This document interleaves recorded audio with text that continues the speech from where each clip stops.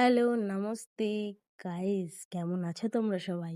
তো গাইস, আমি গেছি কেপ টাউনে নেমে ভেবেছিলাম 10-12টা কিল তো আজকে করবোই, কারণ গাইস আমি র্যান্ডম খেলছিলাম আর আমি ভেবেছিলাম আমি একা একা খেললে ভালো খেলতে, মানে সঙ্গ তো সে কপাল নষ্ট, তাই জন্য আমার কপাল নষ্ট হয়ে যায় টিমমেটদের সাথে খেলতে।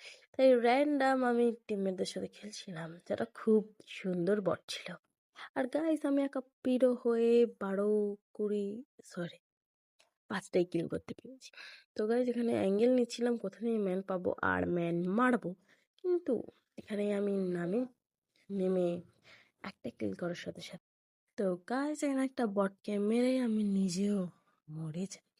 আর সেকেন্ড বার রিভাইভ হয়ে আসার পর এখানে দেখতে পাচ্ছ আমার 4টে টিমমেট আছে, কিন্তু দাঁড়াও, একবার চোখটা ফেলো, কেউ নেই। তো গাইজ, এখানে আমি আর একটা এনিমি বেঁচেছিলাম। কি মনে হয় আজকে বিয়াটা হবে নাকি? তো গাইজ, এই পার্টে কি বুঝলে সেটা কমেন্ট করো, আর stay tune and bye by.